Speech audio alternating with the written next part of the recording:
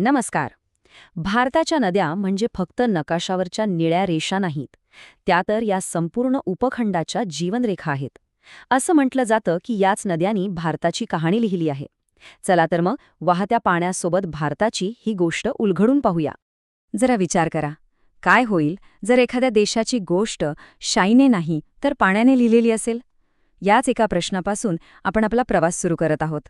कारण आपण या नद्यांना फक्त भूगोल म्हणून नाही, तर एका महान संस्कृतीचे जिवंत साक्षीदार म्हणून पाहणार आहोत. आता कुठल्याही नदीला समजून घेण्याआधी नदीचं खोरं म्हणजे काय हे समजून घ्यायला हवं. यालाच इंग्लिशमध्ये ड्रेनेज बेसिन म्हणतात. म्हणजे बघा, फक्त नदीचा मुख्य प्रवाह नाही, तर तिच्या उगमापासून ते समुद्राला मिळेपर्यंत तिच्या प्रत्येक लहान मोठ्या उपनदीने व्यापलेला संपूर्ण प्रदेश. हाच तो कॅनव्हास आहे ज्यावर नदी तिची कहाणी रंगवते. चला तर मग भारताच्या या नदी नकाशाचं रहस्य उलगडूया. आपल्या देशातल्या नद्यांना आपण मुख्यत्वे दोन मोठ्या गटांमध्ये विभागू शकतो. एक, ज्या उत्तुंग हिमालयातून जन्म घेतात, आणि दुसऱ्या, ज्या प्राचीन द्वीपकल्पीय पठारावरून वाहतात. आणि या दोन्हींची कहाणी पूर्णपणे वेगळी आहे. भारतातल्या नद्यांमधल्या सगळ्यात मोठा फरक त्यांच्या उगमात दडलेला आहे.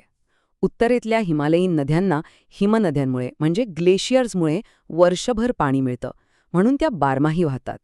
याउलट दक्षिणेतल्या द्वीपकल्पीय नद्या पूर्णपणे पावसावर अवलंबून आहेत, त्यामुळे त्यांचं पात्र उन्हाळ्यात अनेकदा कोरडं पडतं.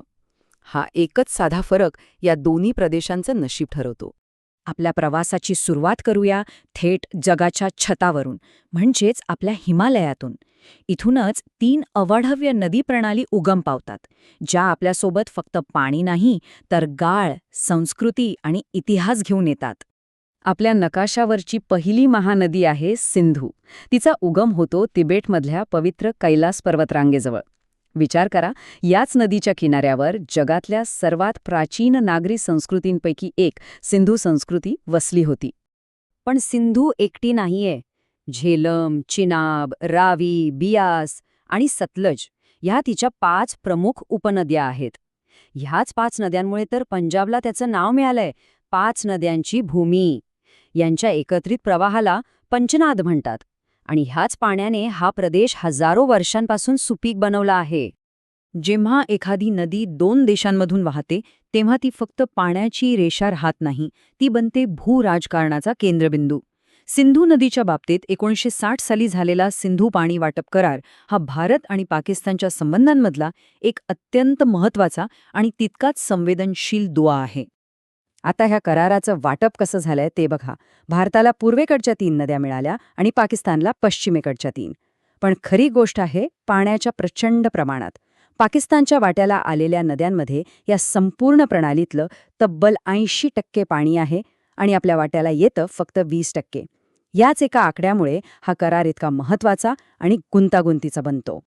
आता आपण वळूया त्या नदीकडे जिला अक्षरशः भारताची जीवनदायिनी म्हणतात, आपली गंगा. गंगोत्रीच्या पवित्र हिमनदीतून तिचा प्रवास सुरू होतो आणि ती कोट्यावधी लोकांच्या जीवनाचा आणि श्रद्धेचा अविभाज्य भाग बनते. गंगेची भव्यता फक्त आपल्या श्रद्धेत नाहीये, तिच्या भूगोलातही आहे. 2500 किलोमीटरपेक्षा जास्त लांबीचा प्रवास, यमुनेसारखी प्रचंड उपनदी आणि शेवटी ब्रह्मपुत्रेला मिळून जगातील सर्वात मोठा त्रिभुज प्रदेश म्हणजेच सुंदरबन तयार करणं. ही नदी म्हणजे खरंच निसर्गाचा एक अद्भुत आविष्कार आहे. चला, आता नकाशावर थोडं पूर्वेकडे जाऊया, जिथे हिमालयातून 3री महानदी उगम पावते, ब्रह्मपुत्रा. ही एक खरीखुरी आंतरराष्ट्रीय नदी आहे, जी 3 देशांमधून आपला मार्ग काढते. तिचा प्रवास तिबेटमध्ये यारलुंग चांगपो या नावाने सुरू होतो, ज्याचा अर्थ होतो शुद्ध करणारी. ब्रह्मपुत्रेचा प्रवास म्हणजे एखाद्या साहसी कथेपेक्षा कमी नाही. तिबेटच्या थंड वाळवंटातून निघून ती हिमालयात एक खोल दरी कोरते आणि अरुणाचल प्रदेशात सियांग नावाने भारतात प्रवेश करते. पुढे आसामच्या मैदानी प्रदेशात तिचं पात्र इतकं विशाल होतं की ती माजुली नावाचं जगातलं सर्वात मोठं नदीतलं बेट तयार करते. विचार करा, नदीच्या पोटात एक अख्खं बेट. चला, आता आपला नकाशा दक्षिणेकडे वळूया. आता आपण त्या नद्यांचा प्रवास पाहणार आहोत, ज्यांनी भारताच्या द्वीपकल्पीय पठाराला आकार दिला आहे. इथल्या नद्यांची कहाणी हिमालयीन नद्यांपेक्षा खूप वेगळी आहे, अगदी निराळी. हा प्रश्नच किती चक्रावून टाकणार आहे, नाही का? पण हाच प्रश्न आपल्याला एका अत्यंत असामान्य आणि रहस्यमयी नदीची ओळख करून देणार आहे. तर त्या प्रश्नाचं उत्तर आहे लुणी नदी. ती अरवलीच्या डोंगर रांगांमधून आपला प्रवास सुरू करते, पण तिची यात्रा समुद्राऐवजी कच्छच्या विशाल रणात संपते, जिथे तिचं पाणी बाष्पीभवन होऊन अक्षरशः नाहीसं होतं. निसर्गाची ही एक अजब किमयाच म्हणावी लागेल. आता द्वीपकल्पावरची एक गंमत बघा. बहुतेक मोठ्या नद्या पूर्वेकडे वाहतात, बंगालच्या उपसागराकडे. पण नर्मदा आणि तापी यांसारख्या मोठ्या नद्या प्रवाहाच्या विरुद्ध म्हणजे पश्चिमेकडे धावतात. याचं कारण म्हणजे त्या विंध्य आणि सातपुडा पर्वतरांगांमधल्या एका खोल भेगेतून, ज्याला खचदरी म्हणतात, आपला मार्ग काढतात. आता भेटूया दक्षिण गंगेला. हो, आपली गोदावरी. द्विकल्पीय भारतातली ही सर्वात लांब नदी आहे आणि तिचं महत्त्व आपल्यासाठी गंगे इतकंच आहे. म्हणूनच तिला हे नाव मिळालंय. आणि अभिमानाची गोष्ट म्हणजे तिचा उगम होतो आपल्या महाराष्ट्रात, नाशिकजवळच्या त्र्यंबकेश्वर येथे. पूर्वेकडे वाहणाऱ्या नद्यांमध्ये आणखी 3 मोठी नावं आहेत. महाराष्ट्रातल्या महाबळेश्वरला उगम पावणारी कृष्णा नदी अनेक राज्यांची तहान भागवते. महानदी ही ओडिसाची जीवनरेखा आहे. आणि कावेरी मात्र खूप खास आहे. का? कारण तिला नैऋत्य आणि ईशान्य अशा दोन्ही मॉन्सून वाऱ्यांकडून पाणी मिळतं. म्हणूनच ती द्वीपकल्पावर असूनही बऱ्यापैकी बारमाही वाहते. आत्तापर्यंत आपण नद्यांचा भूगोल पाहिला. पण नद्या फक्त पाणी आणि माती वाहत नाहीत, त्या मानवी नशिबालाही आकार देतात.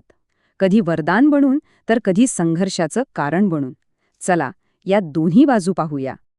बघा, नदीची ही 2 रूपं.